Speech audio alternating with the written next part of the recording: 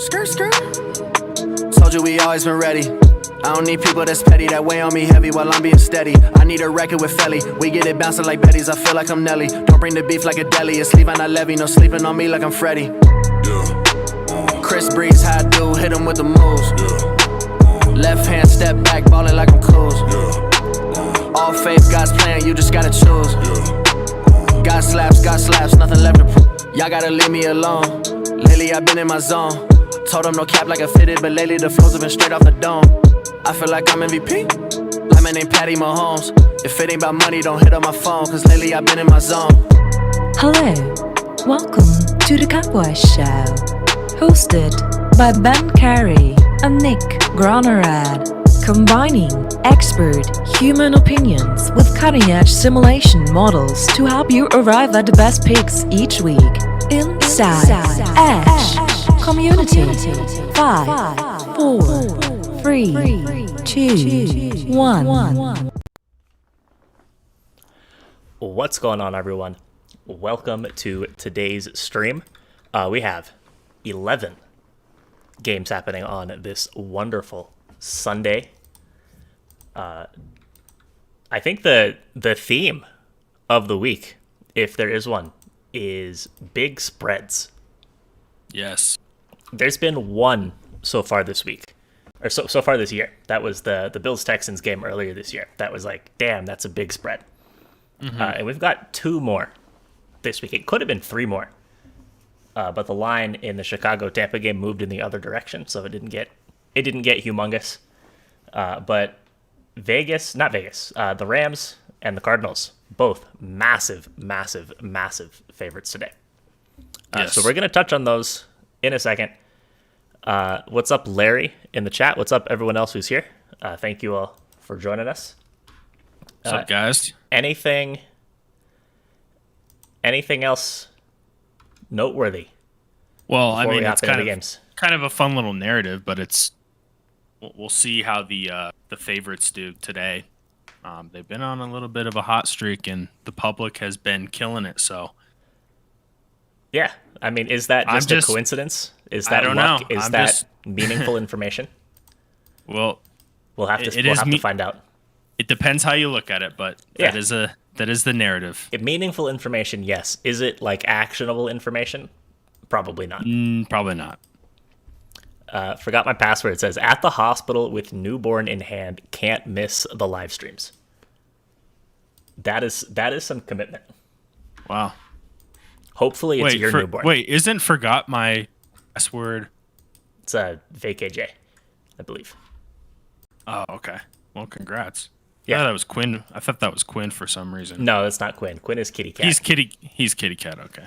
Yeah. God, they're killing me with these names. I know. Forgot my password's actually kind of funny. It is. It's like, what should my username be? Whatever. Forgot my password. You just make your username or something when you don't feel like thinking of one. Yeah. All right. So let's hop into the games. So first game of the day, Cincinnati and Baltimore. Baltimore favored by 6.5 points. Total set at 46.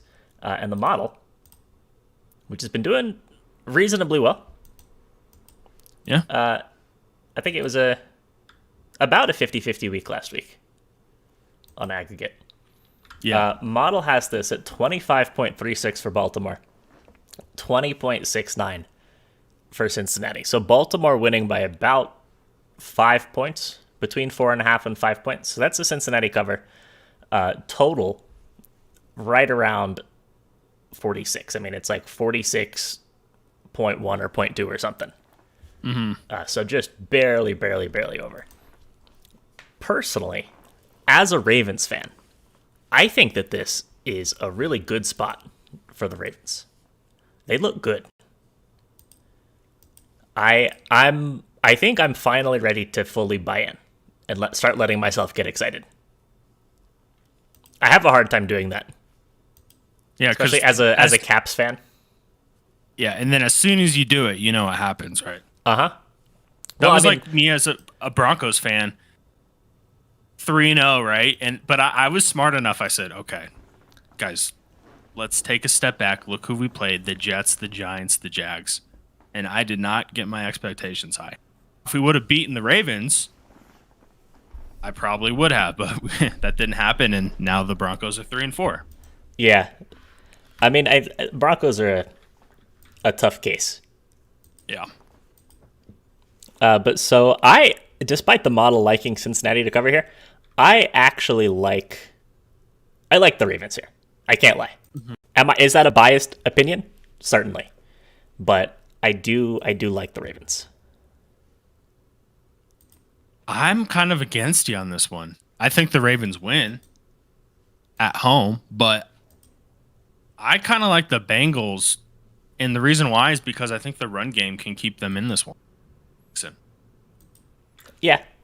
I mean, Mixon's playing really well. Chris Evans looks like a pretty good third down passing down back in that backfield as well, and he had a big touchdown last week.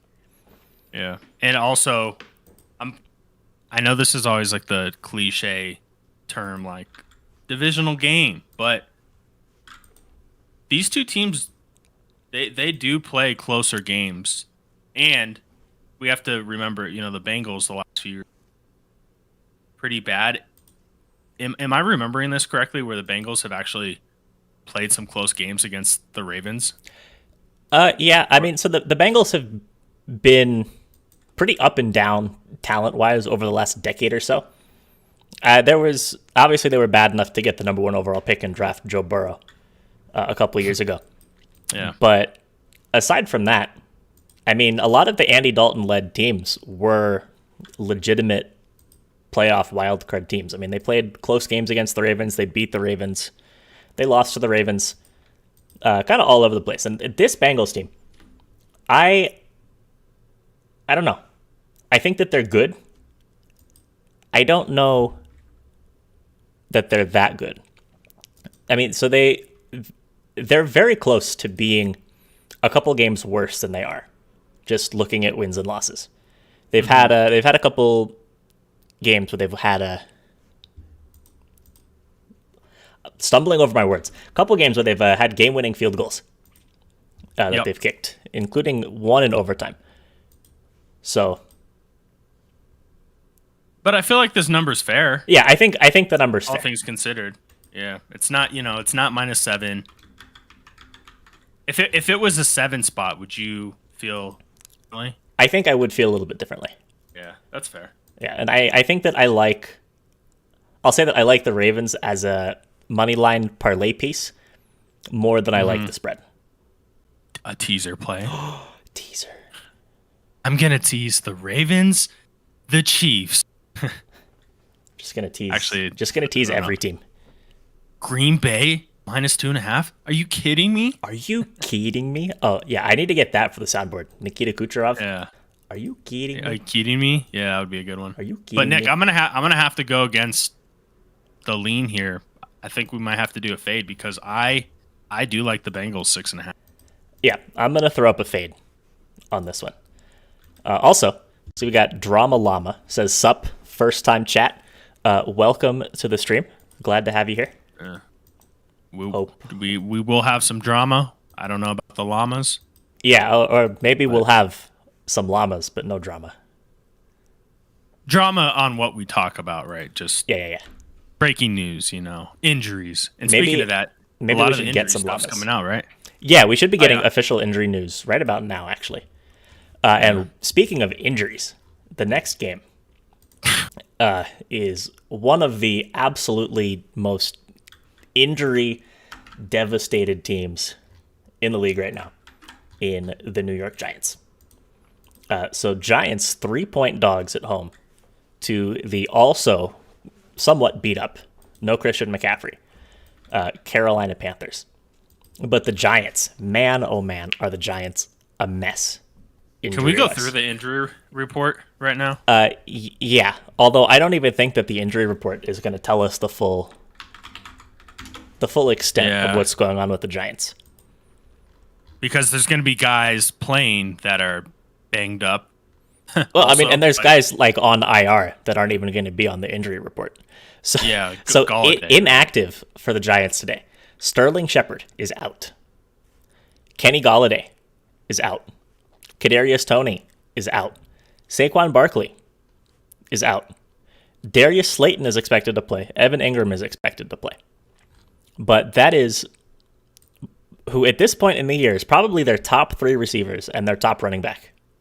All out. And Nick, Ingram, calf injury, like these muscle injuries, these are tough because you could be fine and then second quarter, tweak it, boom, you're out. Same thing with Slayton, hamstring. I mean, hamstring injuries for wide receivers, it's a bad one because you can be 100%, you can be feeling good in warm-ups, and then all of a sudden you get in the game, one route, boom. And then if he's out, who are the backups? Because they already have 2 other wide receivers out. Yeah, so Darius Slayton and John Ross, I think, are going to be 1 and 2 today, although Slayton probably playing in the slot. But both of them also came in questionable with hamstring injuries. So we talked about Slayton. Ross also questionable with the hamstring injury. They've got probably Colin Johnson as the number 3. I think they signed him off of somebody's practice squad earlier this year. Oh yeah, he's a Texas kid. Yeah. He went to college in Texas. Not sure if he grew up in Texas, but he's not bad. But it's just throwing these guys into the fire, learning the offense. It's not a good recipe for success. Yeah. CJ Board, who was also a wide receiver on their active roster at the start of the year, is on IR. He got blown up last week. Wow, that's dangerous. Yeah, literally. No. So the other, Nick, real quick, I was reading. ESPN had the injury reports, and they went to the Texans, and it said Deshaun Watson, and it said in parentheses, not injury related. It's like, thanks for clarifying. It's pretty funny. Anyways. Yeah. Larry said, I want to go on the record as for not caring for Nick's take on the Ravens game. Wow. Maybe he's saying he doesn't.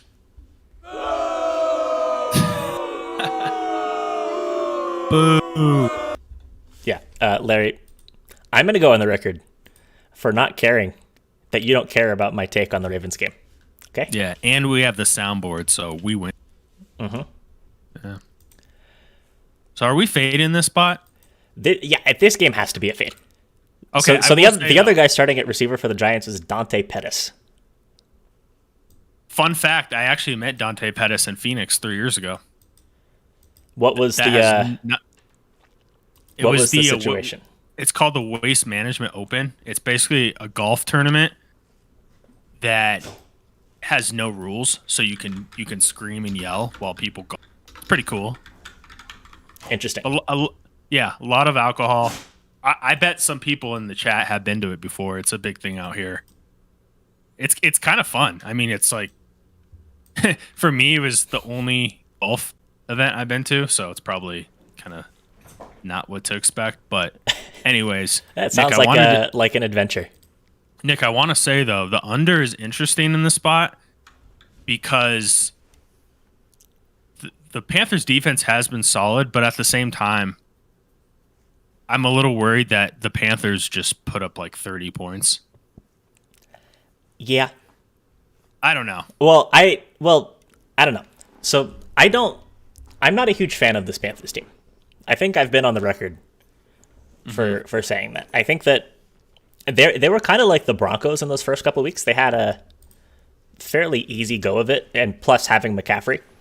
And I think Darnold's really come back down to earth these last couple of weeks, and I don't think he's getting docked for it in the same way that a lot of other quarterbacks are. I think for whatever reason, everybody's on the Sam Darnold is an above average quarterback train after his first couple of weeks. And they actually compared his numbers to last year, and he is a little above what he was at last year, but it's not that far apart. And the way not us, but the media and some of the other pundits, Darnold, he's doing his thing. I think is it 7-7 for his touchdown interception ratio? that correct? Let me look. Someone told me that, and I always have to make sure these stats are correct because people will just be saying shit and it's not even true. Yeah, he's got 7 touchdowns and 7 picks. Okay, so it was true. Yeah. Which is, I mean, whatever. That's not good. I That's don't- like it's- Eli Manning stats. Yeah. Ooh. I mean, at the same time, though, no Christian McCaffrey is a big deal for this offense. And I mean, on the flip side, Daniel Jones, who I'm a huge fan of, as we know, I feel bad for Daniel Jones.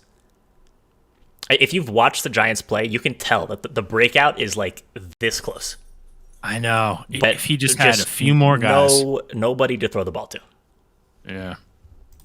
It's tough. Yeah. So I think it's a fade spot. I could Yeah, definitely I'll see this go going fade. under, but the total is only 43. So Yeah, I'm fine with the fade. I think, yeah, long story short, we'll fade this one. Game number 3, the Washington football team and the Green Bay Packers. Packers at home favored by 8.5. Total set at 47.5. Models got this one.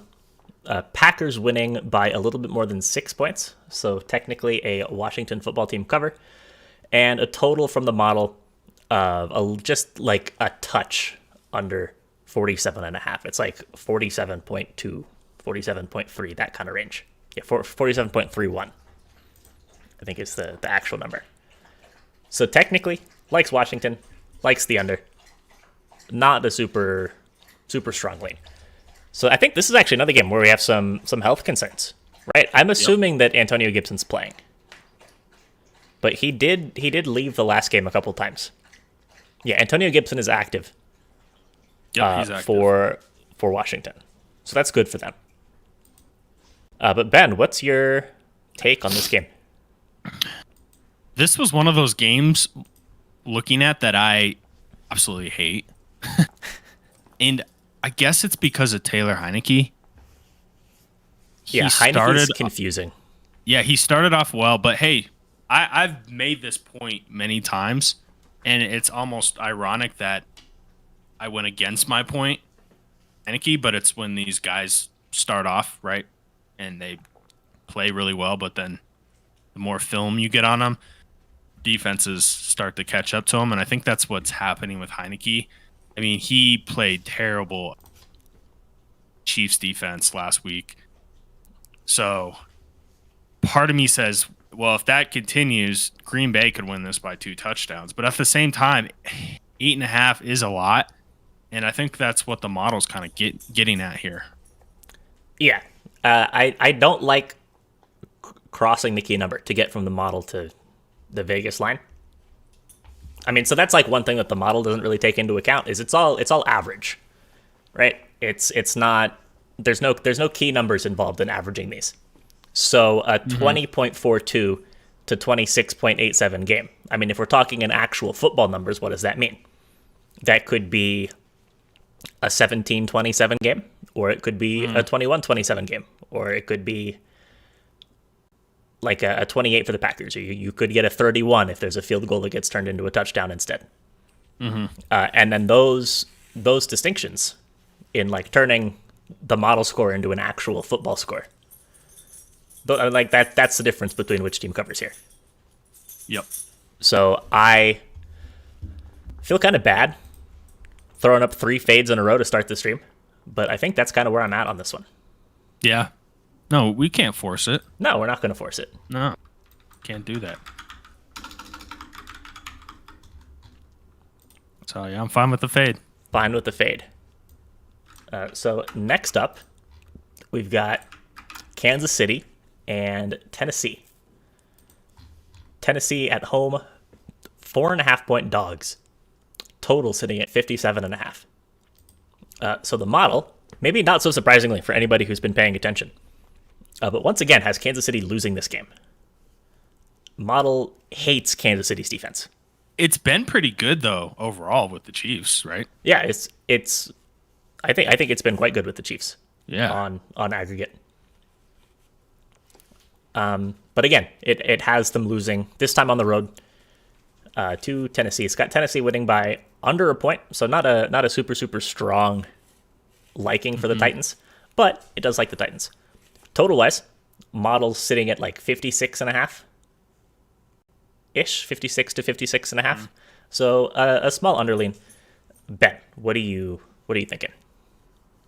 So, do you know what this has for the Chiefs all season that we haven't seen from like the betting numbers? The Chiefs. Oh, is it? Let me guess, because I have no idea. Is there money coming in on Tennessee? Because Yes I know and no. it moved from like +6 to +4.5. Yeah. So I think this is the first game all season where the number of bets favors the opponent of the Chiefs. But at least what I'm seeing from PointsBet, the handle, the actual money, dollars, is on the Chiefs by 70%. But it's about 50-50. It's 52% Tennessee, the number of bets, which is interesting, right? Because for the last 6 weeks, we saw public just slamming the Chiefs. This is the first game where we've kind of taken that back. And what you typically see, Nick, is like what we've been preaching for the last 4 weeks about the Chiefs defense. And then it's always like the public finds out about this like 3 weeks too late, right? Where they're like, oh, wow, the Chiefs defense sucks. It's like, yeah. It has for the last 5 weeks. So that's interesting because this total, like you said, it was 6.5. It moved to 4.5. I still lean Titans, but it's hard because it was 6.5, right? Yeah. I will also say, and this is something that I like to emphasize with people who get scared off of making bets just because a better number was available at some point. It's like, just because there was a better number at some other point in time, it doesn't make this a bad bet. Right? You can only bet on numbers that you have available to you right now. So the best bet to make can still be, in this case, it would be Titans plus 4.5, which is a pick that I like also. But just because there was a better number doesn't mean the number you have right now is bad. Yeah. And another point I wanted to make, though, is the Titans-Bills game. If the Bills convert that 4th down with a Josh Allen sneak and they win, what is the spread at? It's probably 6.5 still, right? Yeah, probably. So that's interesting. But the matchup, though, I think bodes well for the Titans just because they can run the ball with Henry. I mean, he's a second half guy, but if they can keep this within a touchdown throughout, I think they'll be fine. And I like the over. I still like the over, even though it's so high. Yeah. I mean, so the model technically likes the under. Not by a whole lot, but man, I don't know if these defenses are going to be able to get stops. Yeah. So Jay Ballin was saying, huge Titans fan, secondary is banged up. They are. And that's not a good thing against Kansas City. Yeah. At the same time, though, I really don't think that Kansas City's going to be able to get stops against Derrick Henry. Mm-hmm. Like, it's going to take a Derrick Henry injury or something for the Chiefs to have success defensively. Yeah, this is a tough one. Nick, how do you like this angle? What about, and we don't have to put this on for a lean, but I almost feel like the value at this point is Titans money line. Ooh. So what is that money I thought you were line? gonna drop some sound. I was like, Oh, what is it gonna be? The money line though. there you go. There's your sound. There you go. The dogs are barking. The money line is at plus 170. Sounds about right. Yeah, it was probably plus 200 at some point. But, Yeah, but again, just because a better number was available in the past, it doesn't mean the number you have now is true. bad. But doesn't it feel like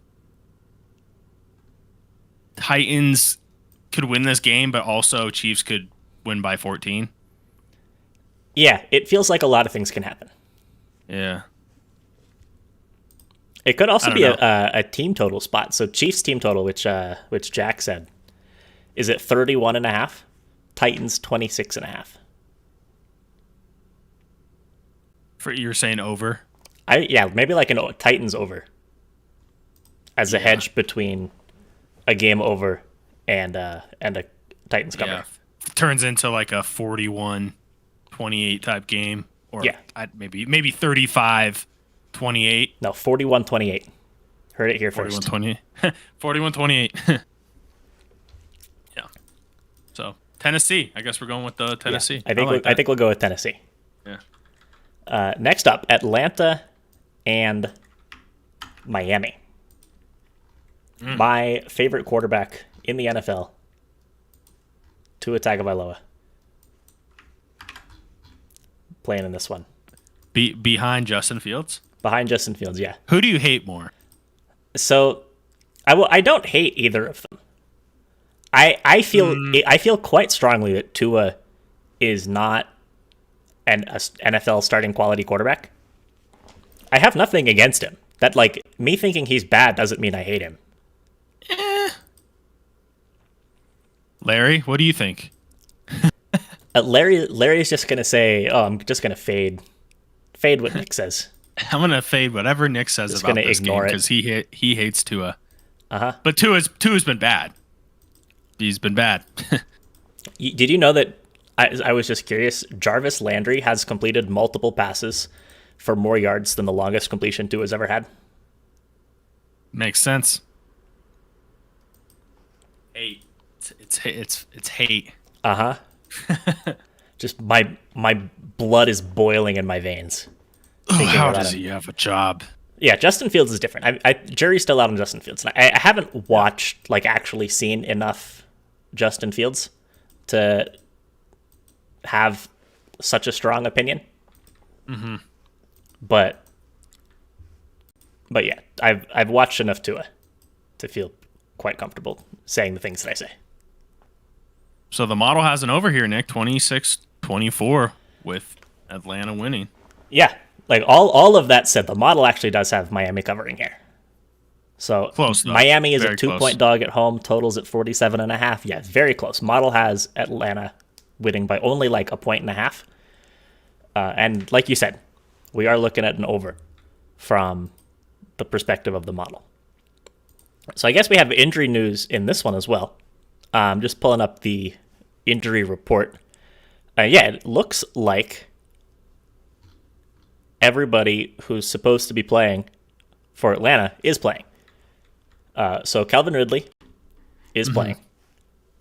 Russell Gage is playing. So that's good for Atlanta. And that's good for an over, right? That's multiple offensive weapons. Totally. Yep. Nick, on Miami side. Go ahead. Go ahead. No, you go ahead. No. I have another prop I want to mention, but say the injury stuff first for the Dolphins. Okay, so Xavier Howard and Byron Jones are both active for Miami. So that's big for the secondary. Mm-hmm. Although, again, it remains to be seen if they're at 100%. I mean, they both have multiple injuries listed for themselves. So Howard, Devontae Parker, who's the next guy on this list, is out with a hamstring injury. Howard, shoulder injury and groin injury. Ugh. And Byron Jones, quad and Achilles injuries. Ugh. Brutal. So, a sneaky little prop, Nick, that I like is Russell Gage over 9.5 for his longest completion. Huh. Seems a little low, right? 9.5, but I'm kind of buying this philosophy of with Howard back, he's just going to be all over Ridley. But like you said, how healthy is the guy? I don't know, but it just feels that Matt Ryan's going to have to air the ball out one way or another in this one, whether they're up or they're trailing. And I think 9.5 out of the slot, I think is pretty doable. Yeah, so, I agree. I think that's a pretty good look. Yeah. I went down a rabbit hole last night. I was looking at some props. I was getting deep in the market. Oh, yeah. Found that one. So, as far as this one goes, Nick, kind of feeling a fade. I hate to say it. I don't know. What do you think? So spread-wise, I definitely agree. Total-wise, I mean, the model does like the over by about 4 points. But this game, it could very easily be a game that finishes like 17-14 or something, where the over is just dead on arrival. Yeah. So I think either an over or a fade. Okay. So, I want to go with fade. yep, I'll go ahead and throw up the fade. Yeah. So next game, I know, is one that we are not going to be fading. It is the New York Jets and the New England Patriots. Battle of rookie quarterbacks. So the model has a little upset call here. It actually has the Jets taking this game by 1/10 of a point.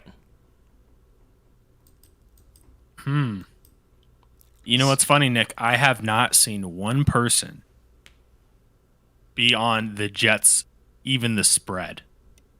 Haven't seen one person. I'm on Twitter quite a bit. This is one of the probably the most contrarian plays of the day for sure. Yeah, I don't think the Patriots are very good. I don't think the Jets are very good either. But I don't think the Patriots are all that good. I know they've got Bill Belichick. Mac Jones has been okay. Mac Jones is another guy. I'm not, at least right now, not super high on Mac Jones. Has he played the best out of all of the rookies? Maybe. But I don't think he's a guy who's gonna get you all that far. At least not right now. I think that. Yeah, go ahead. Sorry. I was just going to say, Sale Mem, thanks for the follow. Yeah. But, Nick, I was going to say that CJ Mosley is out, unfortunately. But it is what it is. Yeah, is what it is. So That's okay. My biggest take on this, though, why I actually like the Jets. I don't know if they can win, but I do like a close game here. And the biggest reason, I think, for me is the Jets coming off a bye, and for a young quarterback, rookie quarterback, I think that's so invaluable. Have an extra 4 or 5 days of practice and film, and even more so. I mean, they can watch film every day, personally, but I think having an extra week is going to be huge in this one. And also, Bill Belichick, he put up a good scheme against them, and I think it was week 1 or 2 when these two teams played.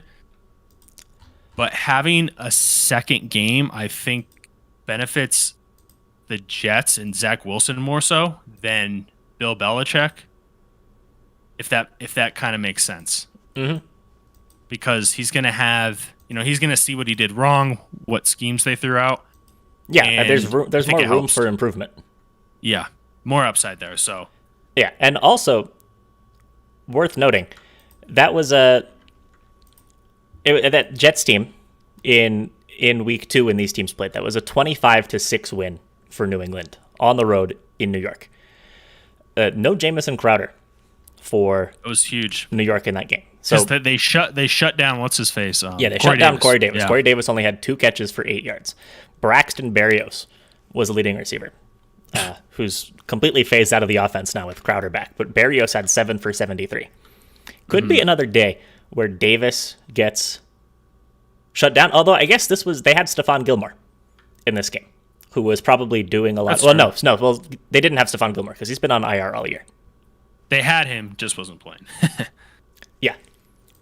But yeah, I think so. Zach Wilson, 19 of 33 for 210 yards in that game. No touchdowns, 4 picks. Is he going to be turning the ball over that much again? I doubt No. it.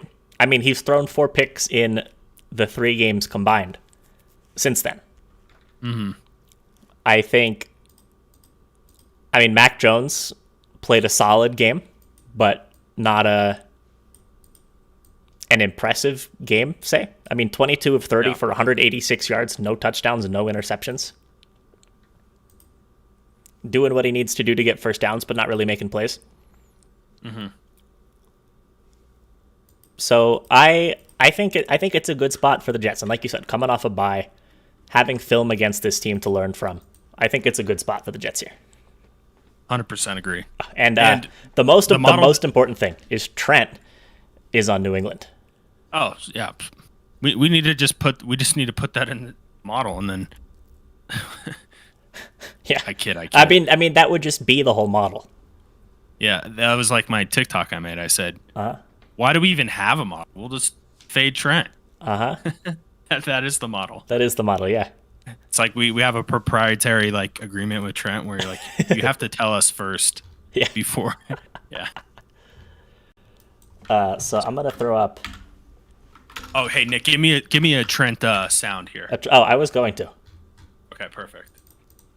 Just gonna say, throw up a Jets to cover. You see at the counter, bitches. Let's go. Let's go. Yeah. I have several new Trentisms on the soundboard. A Trentism. Perfect. So, yeah, I mean, I feel good about this.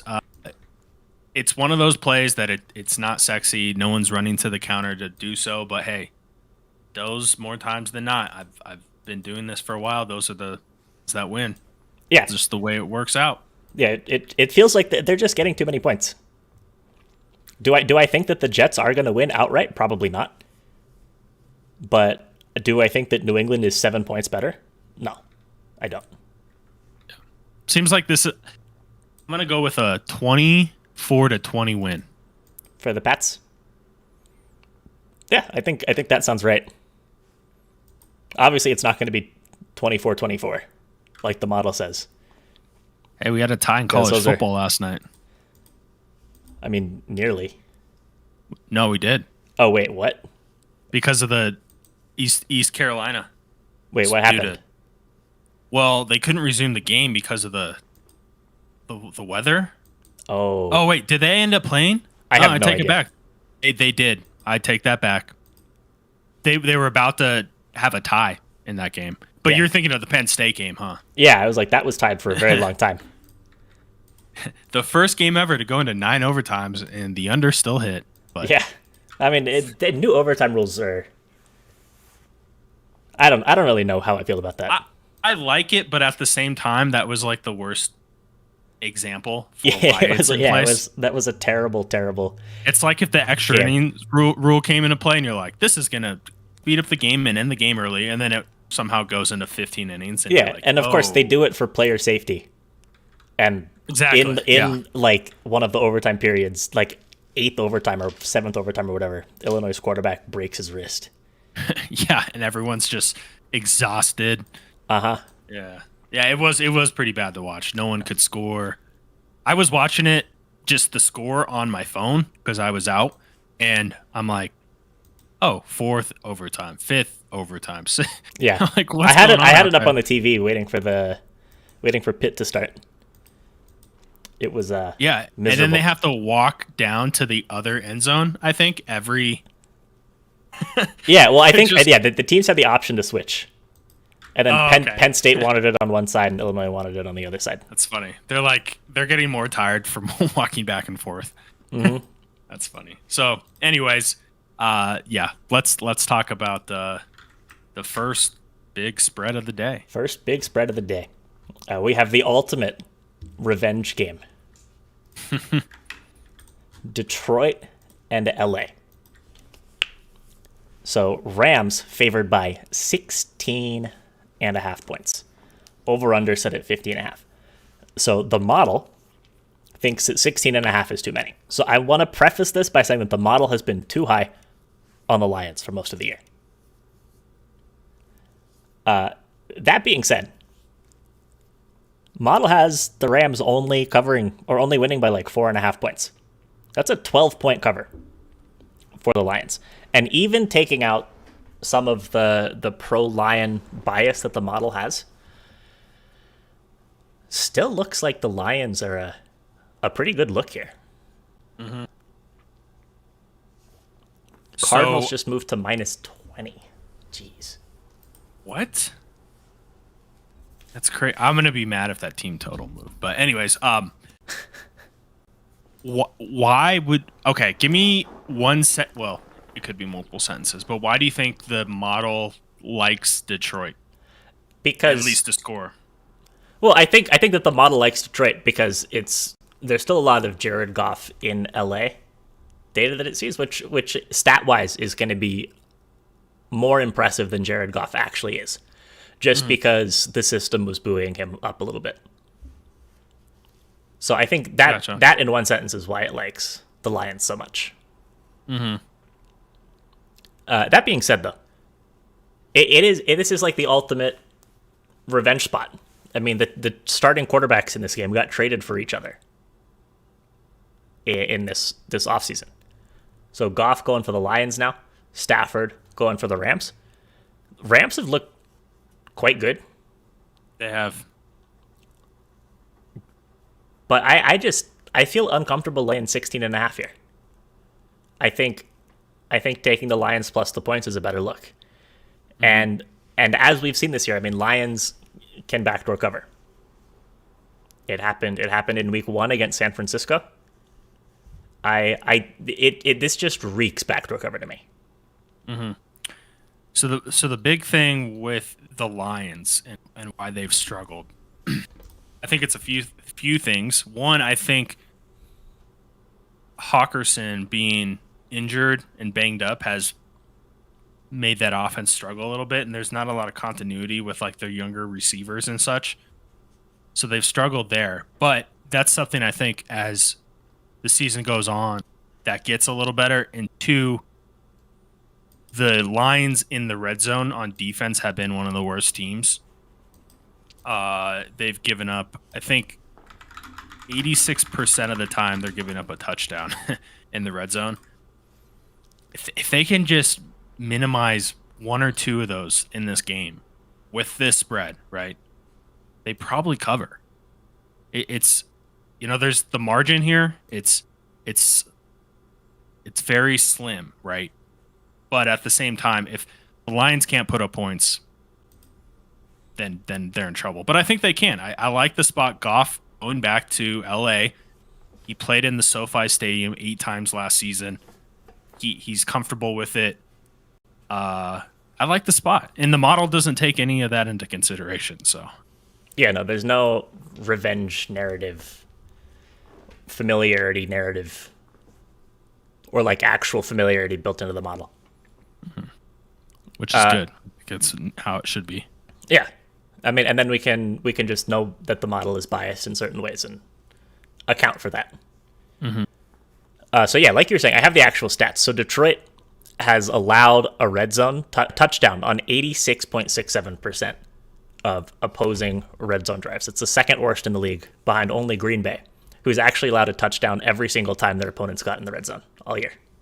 How many opportunities? How many opportunities? That's an excellent question. That's pretty wild. I mean, yeah.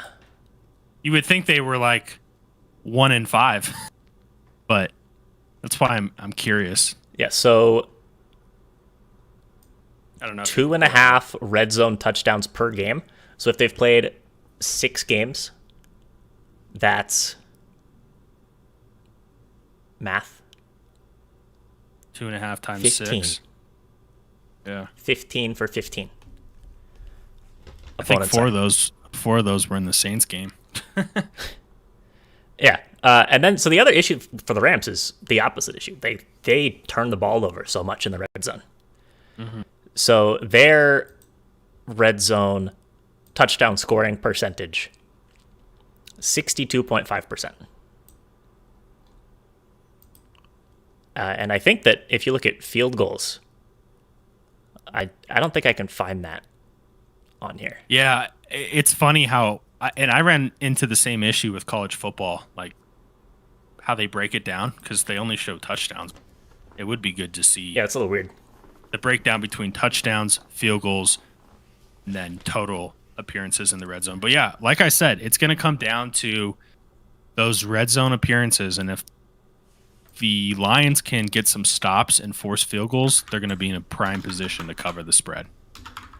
Yeah, and I think if the Lions don't turn the ball over in the red zone 3 times today, like it seems like they've been doing every game, then they're gonna actually start putting points up on the board.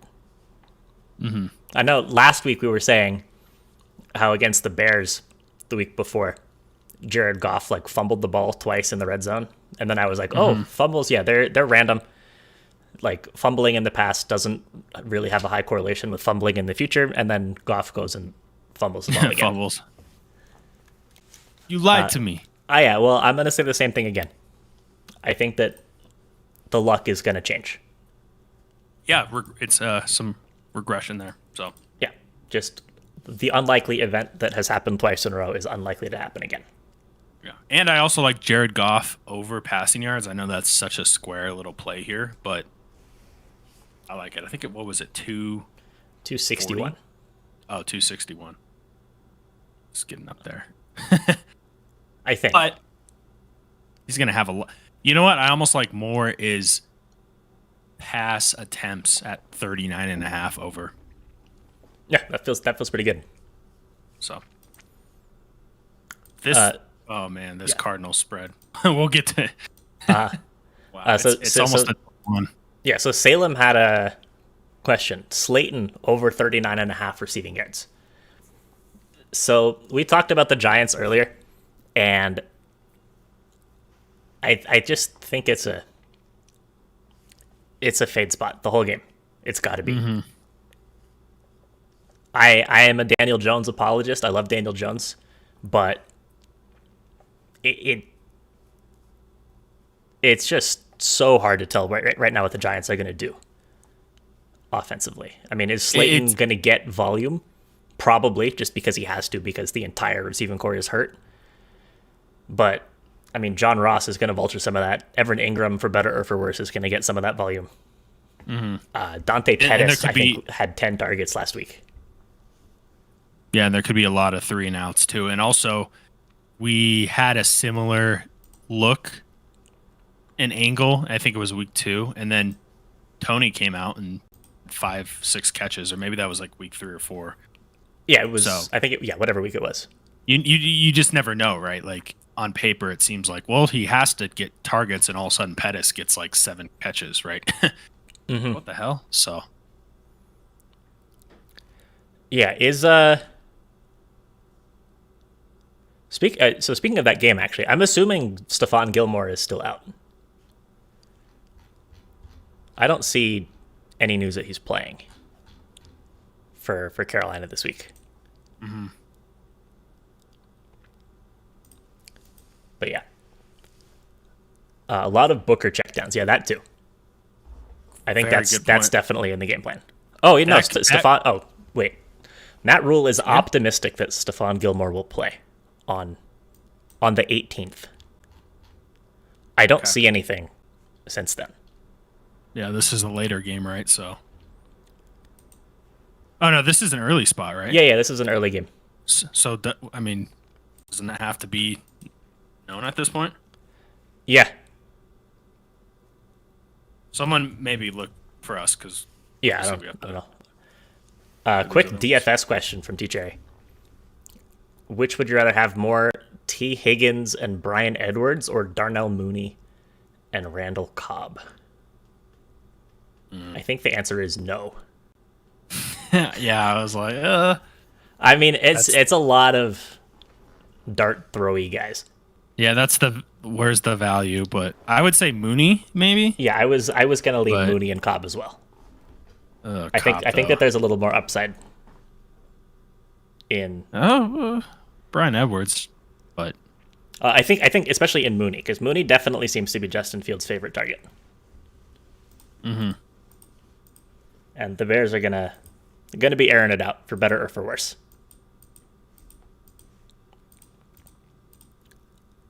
And then Salem says Booker under 15.5 carries. Again, I just don't want to touch the game. I like that, but also if you think that's kind of the game flow, game script, maybe just like a Booker over receptions. But I don't know. Yeah, I think are there going to be guys that smash their overs? Yes. Are there going to be guys whose unders also get smashed? Yes. Mm-hmm. I don't know who's going to be on what side of that coin. Yep. So next up, we've got Gilmore not activated from PUP. Okay, so he's not playing. Good to know. Interesting. So we've got Philly and Las Vegas. Vegas 2.5 point favorites at home. Total set at 48.5. Model has Vegas covering. It has them winning by between 4 and 4.5 points. Total wise, model barely likes the over. Vegas again 48.5. Model's got it at 48.8. So Ben, what's your take on this Raiders team right now? I'm not sure how I feel about them because they beat the Broncos, beat the brakes off them last week, but also the Broncos looked terrible on Thursday night, and thanks Juris 15 for the follow. But also that Raiders game was just so emotionally charged with the Gruden thing. I kind of feel a letdown spot here. That's what my heart tells me. But my head says Raiders are the better team. They're at home. They should cover. Yeah, and what this spread is telling us, right, Raiders minus 2.5 at home, is that Philly is on a neutral field a half-point favorite. Mm-hmm. Taking kind of the standard home team gets 3 extra points thing. But I like the Raiders here. I do.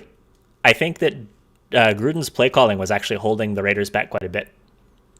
Mm-hmm. I was getting really pissed off the last couple of weeks with Gruden, but them just it was like high school play calling. Nick's more upset about Gruden's play calling than the emails. Well, I mean that goes without saying.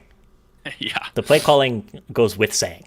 But I agree. Like it was almost run the ball on first down, get 1 yard. Run the ball on second down, get 2 yards. Now that you've established the pass, incomplete pass on third down.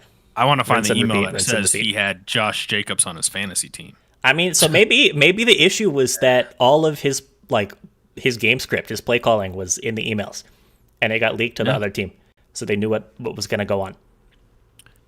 But yeah, they had completely abandoned play action. I think they ran like almost literally no play action plays with Gruden, which is another really stupid thing. If you're gonna be so predictable running the ball, like play action is how you actually use that. Yeah, to catch a defense off guard. But yeah, Bisaccia and whoever was responsible for actually calling the plays. I mean, I think they put together a pretty good, much more effective game plan. So Nick, I like the Raiders here. The big unknown for me is, and I'm spacing his name. Who's the interim? Bisaccia. Bisaccia. This is okay. I know we had last week, right, where he had to prepare the guys on the road, and I'm giving him a lot of credit for doing that because they came out and played very well. But now you have to do that again.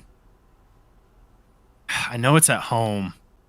I just feel like there's a lot of uncertainty that Philly could come and have a really good game plan, and it kind of catches him off guard, like what to do, because they didn't really face a lot of adversity in that game, so to speak, because they were up the whole game. I'm just kind of playing devil's advocate. I kind of feel fade on this one, Nick. I kind of like the Raiders. You do like the Raiders? I do like the Raiders. Oh, I thought you said I don't like the Raiders. No, I like. Wait, what? I like the Raiders. I think this is the last time we're going to get value on the Raiders. That's why I'm looking at this. Because I think that this number reflects hesitancy and uncertainty. I think getting this below 3 feels like, just on principle, it feels like a steal. I can get down with that. We can put it up. Yes. Yeah, go Raiders. Go Raiders. Thanks, yeah. Woo.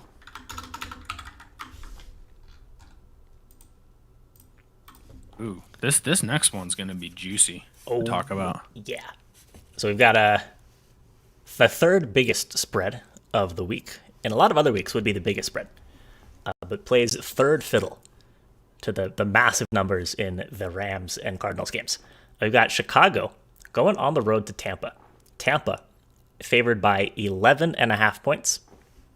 Total set at 47. And the model, unlike the previous big spread, actually likes the favorite here. So we've got Tampa coming in at about 26.5, Chicago coming in at a little under 14 points. So that's a Tampa cover. It's got Tampa by a little more than 12, so within 11.5. Like Tampa to cover. And on the total, model likes the under, coming in at between 40.5 and 41 points, compared to the Vegas total of 47. So model is obviously very down on Justin Fields, just like I personally am. And I think this is a matchup nightmare for the Bears offensively. This is going to be ugly. So as we love talking about, you cannot run the ball against Tampa Bay. Literally, you can't. Yeah, you shouldn't. Yeah, it's illegal. Your running back will go into jail. He will not pass go. He will not collect $200. He will not collect a first down if you hand the ball off to him. And Bisky Man, thank you for the follow. Appreciate that. Thank you. So what does that mean? So what does that mean? So how have the Bears had success with Justin Fields? Using the word success loosely, but how have they had success? It's been through running the ball.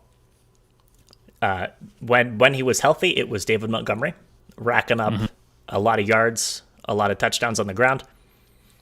And then he got hurt, and then there was a little bit of Darrell Williams, and then Williams was on the COVID list, and it was Khalil Herbert, and Khalil Herbert had a good game last week. I think Williams is back off the COVID list this week, so he's going to be playing as well. But it's been a lot of success on the ground, and then allowing Justin Fields to make the occasional big play. The ground game it's just going to be gone. It's going to be non-existent for the Bears. Okay, I want to push back a little bit on the running thing. Okay. So obviously we know that running backs and running up the middle, or even I could even say any running back type of run is going to the teeth of the Bucs defense. That's what they do well. But I will say though, in the Eagles-Bucs game, when they ran the true quarterback read, zone option type stuff, the Eagles did have a little bit of success. I'm not saying they ran for 100 yards, but I will say in that third and fourth quarter, Miles Sanders did have some success. Hurts had some success. Yeah, that is true. I can't say that, hey, this is great spot and the Bears are going to do that and they're going to catch the Bucs off guard, because it was like 2 quarters of a sample size. But it will be interesting to see. The Eagles were down quite a bit. They were. It will be interesting though to see if the Bears have a little bit of success running some of that. I can't say for sure, but it's something to watch for in this one. Yeah, it is. So stat-wise, last week the Eagles backs all Miles Sanders, by the way, on the ground. 9 carries for 56 yards. Which the best I think any running back's done all season. Yeah, that's definitely yards per carry wise the best a back has done. Second most yards a back has had. Sony Michel had an extremely inefficient 20 carries for 67 yards, which is technically more yards, but I would definitely say not a better It's like the performance. stats you saw back in like the 80s where you're like, oh, great game. Yeah. What do you have, 3 yards per carry? Yeah, that's like you run the Game ball ball. 4 times, you get a first down, barely. Yeah. Good offense. Good game. Game, Sony. But yeah, so the last 3 weeks, so week 4 against the Patriots, week 5 against the Dolphins, week 6 against the Eagles, that 9 carries is actually the most carries a team has given their running back against the Bucks. Teams have literally just stopped even trying to run the ball against Tampa. Yeah. Literally, Patriots, 6 carries from the backs. Dolphins, 7 carries from the backs. Eagles, 9 carries from the back. And again, a lot of those in garbage time, where they know that they can get 10 yards on a read option or whatever. But it's just, you cannot, for the full game, effectively run the ball against Tampa. So Justin Fields is going to have to play against a 4-man rush, 7 guys in coverage, and he's going to have to make reads. He's going to have to make good throws, and I really don't know if he can do that. So I do like a prop in this one. What's your prop? I like Justin Fields over. I think it's at 214 passing yards. Or potentially his passing and rushing. I don't have the number in front of me anymore. Yeah, I can pull it up real quick. So I'm seeing And I know Fields. we went back and forth on this, but I think there's some upside with this number. Yeah, I mean, there definitely is upside. So Fields passing yards, I'm seeing at 218.5, rushing yards at 19.5. So probably tack on another 5 yards to add them together and take the passing and rushing. So probably like 242.5 or so. Yeah. Yeah, so definitely upside in the number. With Fields probably going to have to be having to throw the ball a lot. I think this one really comes down to effectiveness. Like, can he be effective? Are there going to be a lot of sustained drives? Are there going to be a lot of big plays, or is it going to be a lot of 3 and outs? Yeah. That's kind of the question. Because if it's a lot of 3 and outs, you let the number's Bucks cooked. you let the Bucks run the ball. Yeah. You let them juke clock, and then you can't do anything. Big plays, Bears can definitely do that. I mean, Mooney's had several big receptions the last couple of weeks, and yeah, I don't know if Fields is going to be able to consistently have drives where they pick up first down after first down after first down. So yeah, and as far as the total goes, I think we both agree that we don't expect a lot of points in this one. Yeah, I agree. Primarily from the Bears side of the ball. But also I think the Bears defense still is a top 10. Is that pushing it top 10? It's definitely a good defense. Yeah. So I think they can get stops on Tom Brady. Tampa still could score 28, but even if the Bucks score 28, I still think this could hit. Yeah, no, I mean, I think the score that the model has feels great for this one. Like a 27-14 game. Mm-hmm. Something in that vicinity. Yeah, I was gonna say 28-17. Yeah, but I mean, I think anywhere in that range. Yeah. Looking at an under, and spread wise, pretty close, but leaning Tampa cover. Mm-hmm. So I think just throw up the under, or do you want to put up? Probably not. You don't want to put up Tampa because your score had Chicago covering. No, just the under. Okay. But I do like that Fields a lot. I mean, I personally played it. We don't have to put it on here, but I don't like think it, so I'm not putting it on here. yeah, I like it. I think it's 214 though for passing yards. I just looked at points bet and I saw 218. 218. Okay. But with those, there's going to be a few yards variability. Yeah, I wouldn't play it from over both of them. 220. I'll put it that way. That's my cutoff. And Walter said that is actually really interesting. First time in Tom Brady's career playing against an Ohio State quarterback. That's a fun fact. That is a really fun fact. I love that. I would fact. have guessed hell no. But it's actually interesting because Tom Brady, Michigan guy. Yeah, that's why it's so interesting. Revenge game? Yeah, the revenge game. Nick, we could find a revenge game, I think, for every game. We would just have to look deep enough. 100%. So Yeah. So we've got Oh, speaking of revenge games, Houston and Arizona. Oh, gosh. Easy revenge narratives here. Just the We've got Davis Mills going against a team that passed up on him. Yeah. Just kidding. it's every game. See that? Exactly. Yeah. No, but tell us the real one. the real revenge narratives here. DeAndre Hopkins, JJ Watt, offense and defense. One traded away from the team. The other one felt like he was done wrong by the team. The other one probably felt, in hindsight at least, very, very done right by being traded away. That's probably a big relief. Okay, but do we but really still. think that JJ Watt has that in his heart? He's I too think nice so. of a guy. I think he has a lot of animosity towards the organization. He is one of those guys though that like those are the ones you got to watch out for that are super chill, nice, and then on the field they flip it and you're like, whoa, JJ, dude. Yeah. I've seen those before. So once again, the model has a bit of a bias for Houston. I'm not entirely sure why, but it does tend to like Houston more than they should be liked. Because they're coaching. Yeah, I think bad coaching decisions is a big factor here. But is this going to be a 4-point game? I really doubt it. Is this going to be a 20-point game? It's No. definitely possible. Well, that's the spread. It's now 20 and a half. Is it 20 and a half? Yeah, that's why a few minutes ago I was like, whoa. I still see 20 as consensus. Yeah. I see 20 and a halves on a couple spots. But that's now wild. it's back down to 20 on points bet. I think FanDuel still has a 20 and a half.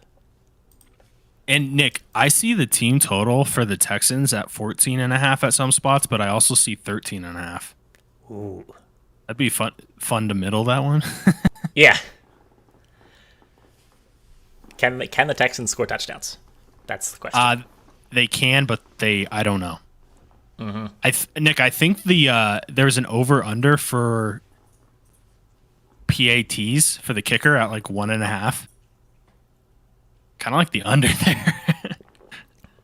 Why would also, you if not they- just bet a team total over if you like the PATs over? Exactly, but I like the under because also he could miss one, and they could go for 2. So, I actually played that. Nick, I told you I was deep in the props last night. You were deep. I was in the like props 1.5. market. I'm gonna go under. So, Yeah. anyways, but 20 points, 20 and a half, whatever the number is. I just think that this game for the Cardinals is one of those just let's get in and let's get out type game. Yeah, I mean, I don't maybe- think that they're gonna pull the Bills and No. put up 40 on. They don't on need the to. Texans. They're undefeated. They know how good they are. They have a big game next week. They just came off a big game. Yeah, they play the- they don't need style points. Yeah, they play the Packers. They just play the Browns. Kyler Murray's still a little banged up. Chase Edmonds, he's banged up. I just think they want to go in and, they're fine with a 10-point win, right? Like they don't need to blow the brakes off this team. Yeah, it just the question is, are the Texans going to blow the brakes off themselves? Right? Are they going to pull into the stadium with brakes still equipped to be blown off? Yeah, and the Texans they don't really have anything to lose, right? Like, Yeah, I really hope we see some just even slightly more aggressive play calling from the Texans. Because they have players. They have some talent to actually make plays. But if you don't let your guys do anything, you can't be close to successful. yeah. So all that said, I feel confident enough in the Texans to have Yeah. them cover here. I think this could be like a 24-7 game. I really do. Just a lot of runs. A prop I like, Nick, in this one, I like James Conner over 12.5 rushing attempts. It definitely feels like a James Conner game. It really does. Edmonds is still banged up. I think he's going to play. He was questionable, I think he's gonna play. Yeah. but even then, so yeah, it just seems like a game where he's going to get a lot of opportunities. So I actually bet that one also. Ben's walking into the prop market like, Morning. I'm looking for locks. That's our boy Trent. yep. It's number 2 from the Trent soundboard. Yeah, 2 of 10. Eventually. Got 3 right now.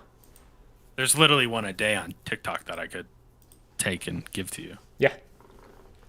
If anybody has any soundboard recommendations, let me know. Yeah. But yeah, I like the Texans to cover here. Any thoughts on this total? I kind of like the under a little bit, but I don't know. I feel better saying Houston will cover than I do trying to predict the over Yeah, under, I would say. I'm with you. I think just taking the Texans is the way to go. Mm-hmm. Last game of the day, the nightcap. Indianapolis and San Francisco. San Francisco at home favored by 3.5 total of 42. And it is looking like there is going to be some wind Yes. in this game. Lots of wind. That's not how that works. Hold on. I think there's like a severe weather alert for the winds. Yeah, so potential big hamper on the passing attacks in this one. That's probably why the total is so low. And that's why the yard marks for the quarterbacks right around like 200 too. Yeah, extremely low. So the model has the Colts winning this game outright. So San Francisco favored by 3.5. Model has Indy winning by about 2. And total-wise, Model's got this at 45 versus the Vegas total of 42. Again, it really comes down to how much does the wind impact the passing attacks. And if it's a game where it's really only being decided on the ground and through the short passing game, which team does that favor? What would you say? I mean, I'm going to go with the Model. I like Indy. I think that their backs are good. They're really good. Jonathan Taylor's excellent. Nyheim Hines is an excellent back who's going to not be so affected by the wind. Marlon Mack is starting to get some touches again and has looked pretty good. I think that their stable of backs I have more confidence in than San Francisco's. I think it's a wash, in my opinion, because San Francisco does kind of lean with the running attack, but for them it's more running attack sets them up for big plays with guys like Samuel and I'm spacing the other guy. Ayuk. Well, they have Ayuk too, but guy like Carson Wentz, I think he loves weather like that, right? He's a North Dakota kid. Mm-hmm. He wasn't born in North Dakota. It's the second time I've said that. But yeah, Jonathan Taylor, you said it. And I think in a game like this where we expect it to be lower scoring, you kind of feel like the dog, right, has a little more value, I would say. It's always how I've looked at it, but yeah, it's complicated. I'm totally with you. And I think also that getting more than a key number here, more than 3 points, feels good. I like Indy to take this cover. Total wise, I think I want to fade, just because of the wind. Yeah. I know you kind of instantly want to go under, but I think it's at 42 with the effectiveness of these rushing attacks. I think that the over is definitely still in play.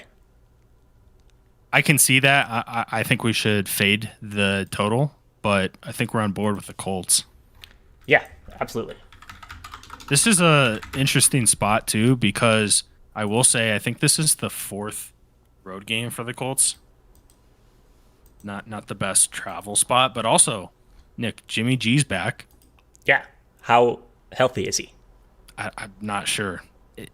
Probably not as healthy as what's his face, Trey Lance, but probably a little better, I guess.